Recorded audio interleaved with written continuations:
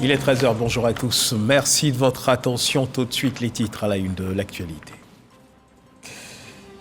Après avoir passé 3 ans en Côte d'Ivoire, l'ambassadeur du Sénégal, son Excellence Abdou Kadir Diagne, en fin de mission, est allé faire ses adieux au président de la République, Alassane Ouattara. C'était hier mercredi au Palais présidentiel.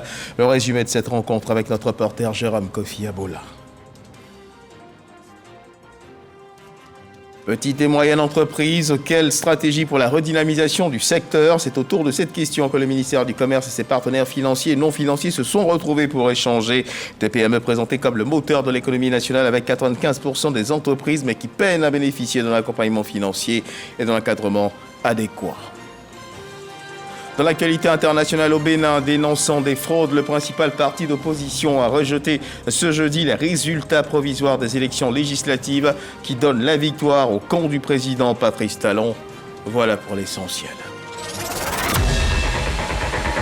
Madame, monsieur, bonjour. Merci de nous suivre. Fin de mission en Côte d'Ivoire pour l'ambassadeur du Sénégal. Après 3 ans passés dans notre pays, il est allé faire ses adieux au président de la République, Alassane Ouattara. C'était hier mercredi au Palais présidentiel. On retrouve Jérôme Kofi Abola. Sa mission en sa qualité d'ambassadeur du Sénégal sur le sol ivoirien est à son terme. Pour en parler, le diplomate sénégalais s'est rendu ce mercredi au Palais présidentiel où il a été reçu par le président de la République, Alassane Ouattara. Je viens de recevoir monsieur l'ambassadeur du Sénégal qui est venu prendre congé de nous pour une nouvelle affectation dans la sous-région. Je voudrais commencer par vous souhaiter, monsieur l'ambassadeur, une bonne et heureuse année 2023.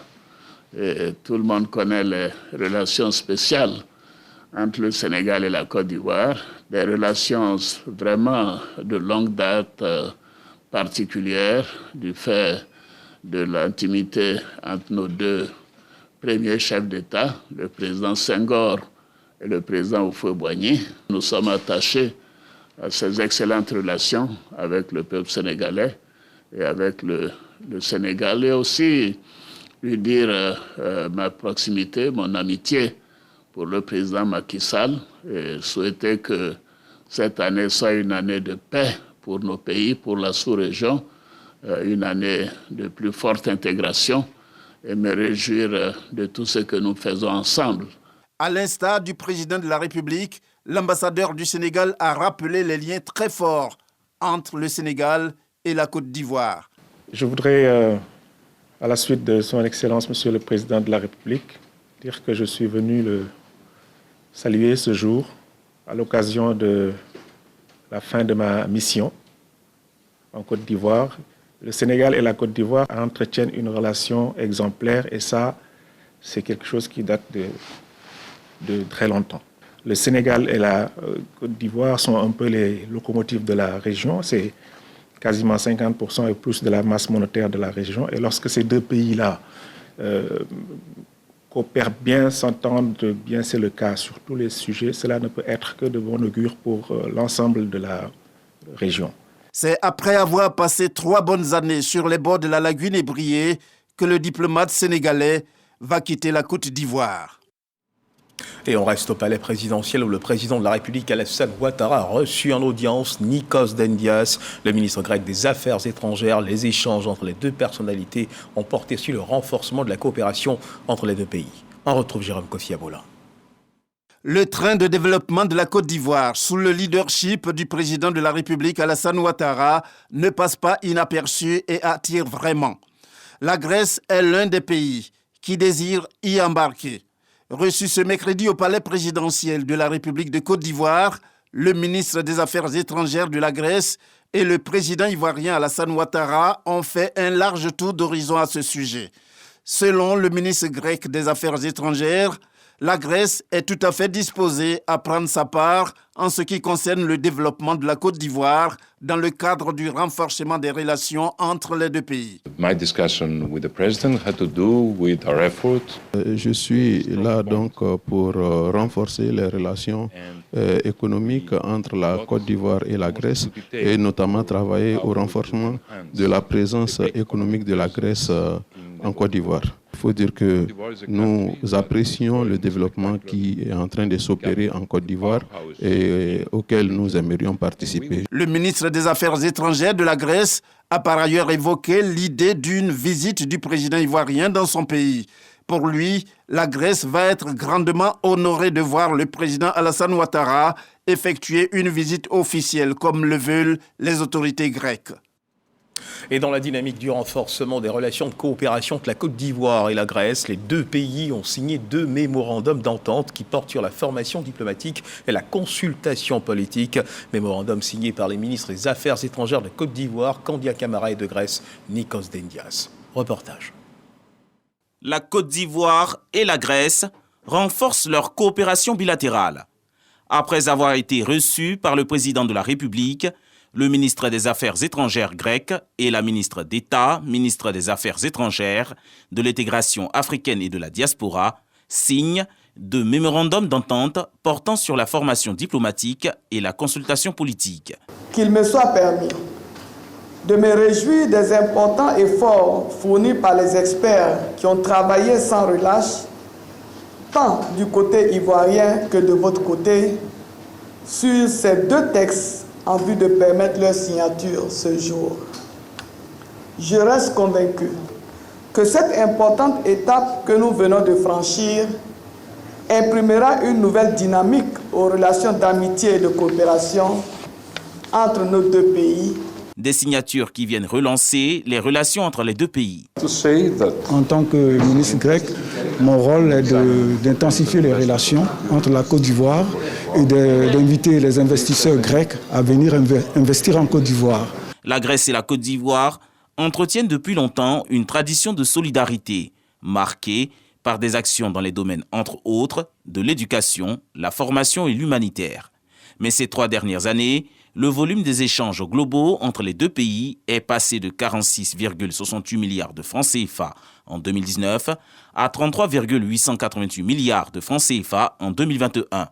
Un déficit qui peut être rattrapé grâce aux potentialités des 2 États, selon la ministre d'État Candia Camara Kamisoko.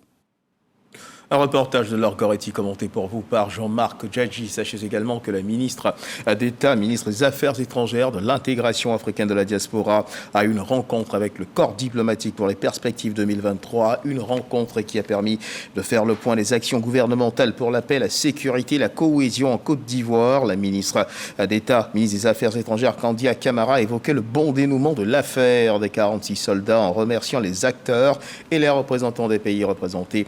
Elle a affirmé l'appui du gouvernement ivoirien aux diplomates accrédités dans le pays pour la mise en œuvre de leur mission. Et le vice-doyen du corps diplomatique a pour sa part réaffirmé son soutien à accompagner la Côte d'Ivoire, le gouvernement ivoirien dans son développement. Une question à présent, mesdames et messieurs. Quelle stratégie élaborer pour la redynamisation du secteur des PME, les petites et moyennes entreprises? C'est autour de cette question que le ministère du Commerce et ses partenaires financiers et non financiers se sont retrouvés pour échanger, car le constat révèle la difficulté que connaissent les PME à bénéficier d'un encadrement financier adéquat pour booster leur chiffre d'affaires. Lancine Bakayoko. Elles représentent 98% du secteur privé, 20% du produit intérieur brut et 23% de l'emploi, selon l'Institut national des statistiques, INS. Malgré cet apport dans l'économie ivoirienne et les nombreuses politiques pour le rayonnement des PME, cette catégorie d'entreprises rencontre d'énormes difficultés pour émerger. Toutes les décisions de l'État ne sont pas suivies. Et il faut pouvoir le dire clairement. Quand on parle d'appui financier aux PME, les banques ne jouent pas clairement leur rôle. Et puis quand ils donnent, c'est des pressions à ne pas finir au niveau des PME pour rembourser. Souvent même, on va demander aux PME de commencer à rembourser les intérêts, les capitaux, machin, sur le principal qui leur a été octroyé. Alors quelqu'un qui n'a rien, qui commence une activité, vous venez leur imposer un système bancaire qui ne répond pas à la nature de ses activités. Ensuite, il y a un problème d'éducation financière des porteurs de projets. Il y a un problème de management. Il faut créer l'entrepreneur avant de créer l'entreprise. Pour trouver une réponse adéquate à ces difficultés, des études ont été réalisées pendant 10 mois. À l'initiative du ministère du Commerce, de l'Industrie et des PME, les partenaires financiers et non financiers se réunissent pour harmoniser les résultats de ces études. vous avez plusieurs intervenants sur le segment des PME. Je l'ai dit, les ministères sectoriels ont développé des programmes en faveur des PME, les PTF en ont développé, le secteur privé, comme je le dis. Donc, ce que nous attendons effectivement de tous ces acteurs-là, c'est qu'on se retrouve ensemble pour faire le bilan de tout ce qui a marché et de ce qui n'a pas marché, pour voir comment on réoriente la politique des PME. Et donc, c'est vraiment l'attente qu'on a de tous nos partenaires. Nous souhaiterons qu'il y ait vraiment des mesures concrètes, avec des mesures de coordination concrètes, afin que cela puisse vraiment profiter aux entrepreneurs ainsi qu'aux PME de Côte d'Ivoire. Cette rencontre de réflexion s'inscrit dans le cadre du projet d'infrastructure pour le développement urbain et la compétitivité des agglomérations secondaires, PIDUCAS, un projet financé par la Banque mondiale. Direction à présent la ville de Bondoukou. Dans sa mission de supervision des grands travaux de l'État, le ministre-gouverneur du district autonome du Zanzan a visité certaines infrastructures en construction dans sa localité. Il s'agit de l'université de Bondoukou et du lycée des jeunes filles. Le docteur Touré Souleymane s'est dit satisfait de l'état d'avancement des travaux de l'université et souhaite que les travaux de construction du lycée jeunes filles connaissent la même célérité. Herman Yamia. Voici à quoi va ressembler l'université de Bondoukou à sa livraison. Un campus aux standards internationaux qui va accueillir à terme 20 000 étudiants dans les UFR de l'architecture et de l'urbanisme, des arts, du développement durable, des lettres, des sciences sociales et des sciences de la santé. Sur le chantier, les ouvriers sont à l'œuvre pour tenir les délais. Pour se faire une idée de l'état d'avancement des travaux, le ministre-gouverneur du district autonome du Zanzan, à la tête d'une délégation, s'est rendu sur le chantier. Dr Touré Souleymane, tout en se disant satisfait de l'évolution des travaux, a rendu un hommage au président de la République qui a offert ce joyau au district du Zanzan. Nous avons vu ça avec satisfaction.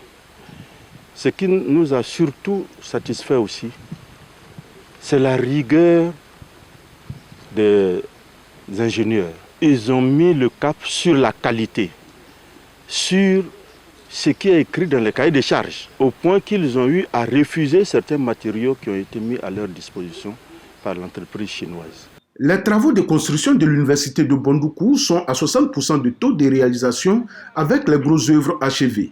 La présidence, la bibliothèque centrale, les amphithéâtres, les salles de travaux pratiques, le restaurant de 2000 places sont sortis de terre. En outre, le château d'eau de 400 mètres cubes est fonctionnel avec 14 forages construits et équipés de pompes. En ce qui concerne le réseau de télécommunications, parce qu'il est nécessaire pour le programme de décentration de l'université de donner de l'Internet au haut débit aux étudiants et puis sécuriser les données de voix et d'Internet de l'université. Donc ces travaux préalables à la construction de l'université ont été réalisés intégralement sur le budget de l'État dans le cadre de sa contrepartie. Sur les 128 millions d'euros, 25 millions d'euros ont été financés par le gouvernement pour réaliser ces travaux préalables à la construction de l'université elle-même.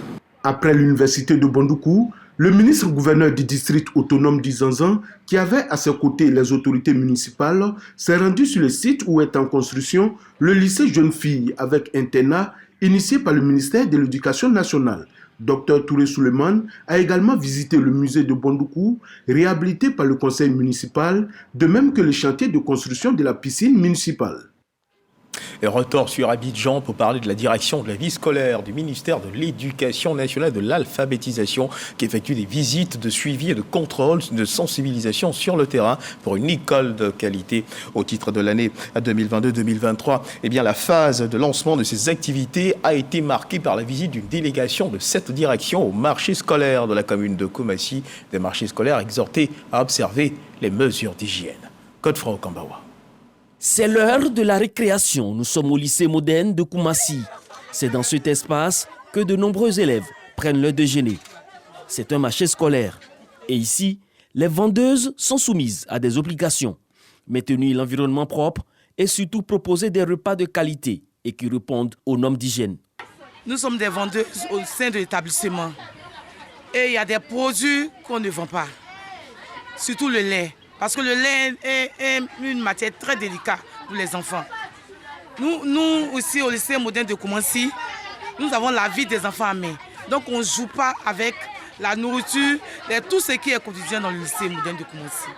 En visite inopinée dans l'établissement, le directeur de la vie scolaire a pu se rendre compte des réalités.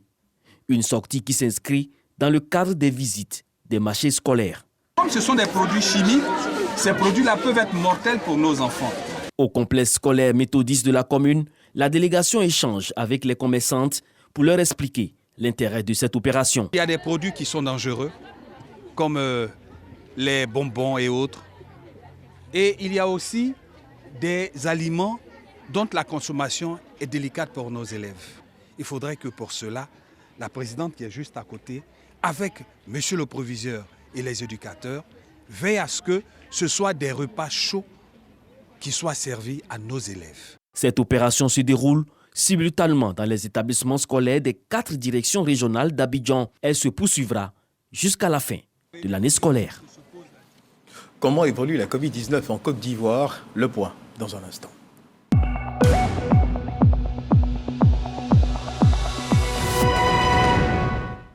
Le ministère de la Santé et de l'Hygiène publique de la couverture maladie universelle a enregistré hier mercredi 11 janvier 2023 0 nouveaux cas de Covid-19 sur 339 échantillons prélevés, soit 0% de cas positifs, 2 guéris et 0 décès.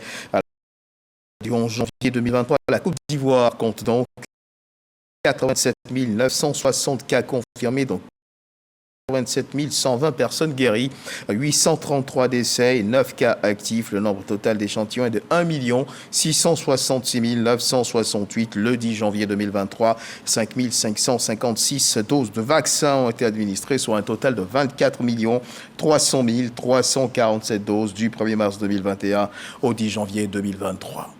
Tout autre chose à présent, une ONG baptisée les Orchidées Rouges, Femmes Libres, sensibilise sur les violences basées sur le genre. Un atelier a été organisé à cet effet en vue de présenter son programme de lutte et de réinsertion sociale des victimes. Chancel Kouassi, Didier Nguessan. Lutter contre les violences basées sur le genre est la mission que s'est assignée l'ONG Les Orchidées Rouges des Femmes Libres. Cause noble qui a rassemblé les personnes ressources et les ONG afin de les sensibiliser et de songer à de nouvelles résolutions pour éradiquer les violences basées sur le genre. Les actions qu'on souhaite continuer, c'est vraiment le déploiement des points focaux à l'intérieur du pays. Le but de la mise en place de ces points focaux, c'est libérer la parole des femmes et après, plus tard, créer des centres comme celui d'Abidjan pour pouvoir accueillir les femmes et les filles qui sont menacées ou victimes d'excision ou de d'autres types de violences basées sur le genre. Le ministère a mis en place la création des plateformes et de lutte contre les VBG. Et ces plateformes-là sont installées dans les centres sociaux et les complexes sociaux éducatifs. L'État seul ne peut pas tout faire. C'est pourquoi le ministère, en collaboration avec certains partenaires nationaux et internationaux, met tout à pied d'œuvre pour pouvoir mener à bien cette mission-là. Les mutilations sexuelles féminines, encore pratiquées dans certaines régions du monde, sont au centre des réflexions. En réponse, l'ONG Les Orchidées Rouges présente son programme de prise en charge des victimes en partenariat avec l'ambassade de Suisse en Côte d'Ivoire. L'ambassade de Suisse, dans le cadre de ses fonctions, soutient des activités, des projets de la société civile. On discute avec les organisations de la société civile au début du cadre du projet et après, je dois dire qu'on laisse vraiment aux organisations de la société civile la liberté d'organiser. Donc on s'est mis d'accord sur un objectif et ensuite c'est à elles de le mettre en œuvre. À ce jour, ce sont plus de 5000 cas de violences basées sur le genre qui sont dénoncés pour l'année 2022. Des chiffres alarmants qui devraient interpeller les populations à dénoncer les VBG et à lutter pour leur éradication. La Direction générale du Fonds de prévoyance militaire a procédé à la remise de chèques à 316 militaires, dont 54 officiers et 262 sous-officiers issus des composantes des armées et de la gendarmerie, admis à faire valoir leurs droits à la retraite avant la perception de leur pension. Ils ont reçu des chèques allant d'1 à 11 millions de francs CFA pour un montant global de plus d'1 milliard de francs CFA. Frédéric Gorebi, Tatiana Bonou, Jean-Marc Tchétchi. Ils sont 54 officiers et 262 sous-officiers issus des composants des armées et de la gendarmerie. Depuis le 31 décembre 2022, ils ne font plus partie des effectifs des forces armées de Côte d'Ivoire, car appelés à faire valoir leur droit à la retraite.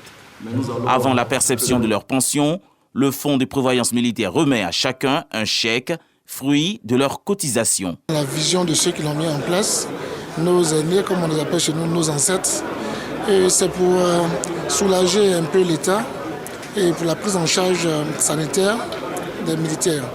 Donc c'est un apport, un complément. Représentant le ministre d'État, ministre de la Défense, le général de brigade Soro Kodan exhorte les néo-retraités à une utilisation efficiente des différentes sommes reçues. Aux retraités, je vais leur dire que quand on reçoit un chèque, parfois on a l'impression que c'est beaucoup. Mais si on ne fait pas attention, on risque de gaspiller. Donc je leur demande de faire beaucoup attention, que ces chèques que le fonds de programme vient de leur donner, qu'ils les utilisent à bon escient. Qu'ils sachent les utiliser, qu'ils les utilisent à bon escient. Les retraités, loin de se laisser abattre par cette nouvelle vie, se disent fiers et heureux d'avoir servi la mère patrie. Je suis très fier d'aller à la retraite en bonne santé et je vais prendre soin de ce chèque pour quand même poursuivre mes activités dans la vie civile. C'est un sentiment de joie, nous avons servi, nous partons, vraiment, on rend grâce à Dieu pour ses bienfaits. Créée en 1985, la Société de secours mutuel et de prévoyance sociale, le Fonds de prévoyance militaire FPM, a pour objet d'offrir aux militaires et à leurs familles les prestations en couverture partielle ou totale des risques maladie et maternité, une aide en cas de décès et d'invalidité, des secours divers de l'entraide en fin de carrière et des investissements à but social. Le projet Filets sociaux, on en parle, filets sociaux productifs, on en parle également dans cette édition lancée en 2019. Ce projet a permis à plusieurs personnes et familles économiques faibles de bénéficier d'un accompagnement trimestriel de 36 000 francs CFA. À Plibeau, village du département de Béoumi, les 30 bénéficiaires ont pu sortir de la précarité et surtout créer des activités génératrices de revenus pour améliorer leurs conditions de vie. Au cours d'une cérémonie, les différents projets réalisés par le projet ont été présentés, occasion pour les bénéficiaires de traduire leur reconnaissance au président de la République Alassane Ouattara et à la Banque mondiale. Soro Corona. Plibeau, village de la sous-préfecture de Guessankoro, département de Béoumi, a été inscrit au nombre des villages bénéficiaires du projet Filets sociaux productifs. Dans cette localité, 30 personnes ont perçu un montant de 36 000 francs CFA par trimestre sur une période de 3 ans. Simon Quadio est bénéficiaire de ce transfert monétaire. Avec cet argent, vraiment, nous sommes en sortie. Nous ne sommes plus dans la pauvreté comme on l'était dans le passé. On a gardé cet argent pour que demain, nous puissions être autonomes de nous-mêmes. Pour toujours améliorer leurs conditions de vie, les 30 bénéficiaires ont jugé utile de créer des projets communautaires, à savoir élevage de bovins, ovins et caprins, construction de magasins. Des projets présentés au cadre du village. L'argent perçu, on a trouvé, malgré les difficultés, la rentrée scolaire, les dépenses et autres, nous sommes regroupés et avec cet argent, on a pu réaliser certains projets. Pour un meilleur suivi de tous ces projets issus des retombées des filets socioproductifs, les cadres décident d'encadrer les bénéficiaires. 30 personnes qui ont reçu l'argent des filets sociaux ont décidé de mettre une partie de côté, de sorte à investir dans des projets. Et c'est dans ce sens que nous sommes venus les accompagner. Les femmes bénéficiaires ont été aussi accompagnées par une formation en comptabilité simplifiée pour une meilleure gestion des 36 000 francs CFA.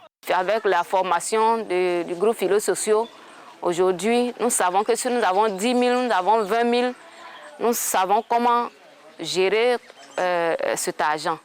Cette cérémonie de présentation des projets a été l'occasion pour les bénéficiaires de traduire leur gratitude au président de la République Alassane Ouattara et à la Banque mondiale. Nous voulons dire vraiment merci à Filets sociaux. Parce que grâce à Filets sociaux, aujourd'hui, nous ne sommes plus comme au départ. Nous pouvons subvenir à nos besoins. Nous sommes autonomes. Nous disons vraiment merci au président de la République. On a l'habitude de critiquer nos gouvernants, mais quand ils prennent de bonnes décisions et qu'ils posent des actions pour relever le niveau de vie des populations, il faut aussi saluer cela. À Plibeau, le projet Filets socioproductifs a suscité chez les populations la mise en place d'un comité de salubrité afin de garder leur cadre de vie propre. Plus de 227 000 ménages ont reçu ces transferts monétaires via le portable.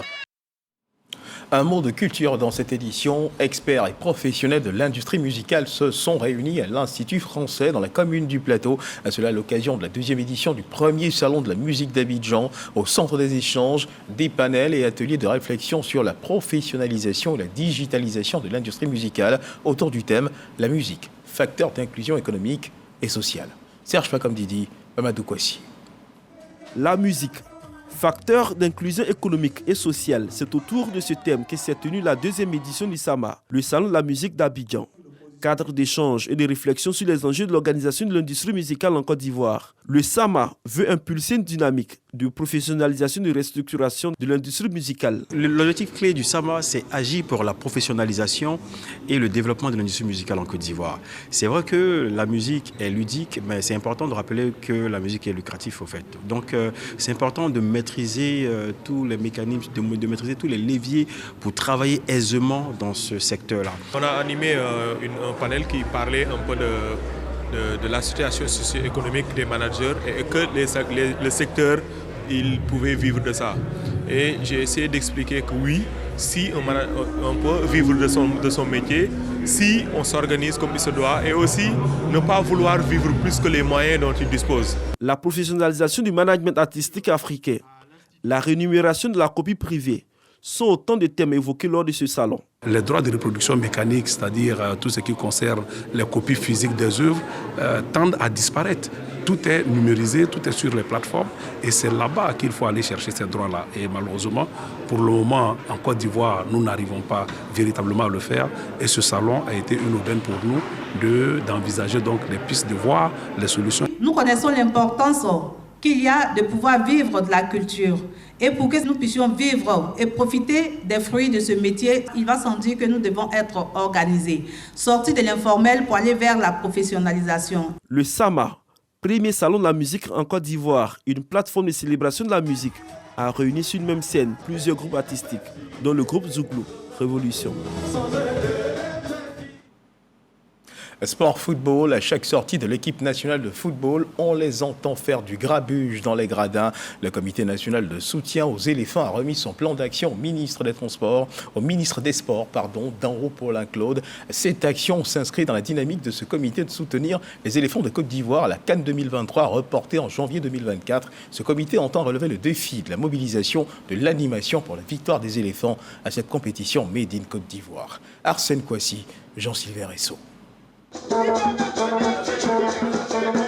Jouer pleinement son rôle de 12e homme aux côtés de l'équipe nationale durant la CAN 2023, reportée en janvier 2024, c'est l'objectif du comité national de soutien aux éléphants qui est venu remettre sa matrice d'action au ministre des Sports, Paulin-Claude Danro, afin de relever le défi de la mobilisation et de l'animation des supporters en vue d'une 3e consécration continentale. Nous souhaitons que tous les Ivoiriens s'approprient l'événement. Par conséquent, nous allons nous déployer sur toute l'étendue du territoire. Partout où il y a les communes, partout où il y a un Ivoirien, nous voulons qu'ils se sentent concernés par l'événement. Une démarche très appréciée par le premier responsable du sport en Côte d'Ivoire, ainsi que le représentant des fédérations sportives. Et je suis très heureux que le CNSE décide de jouer sa partition.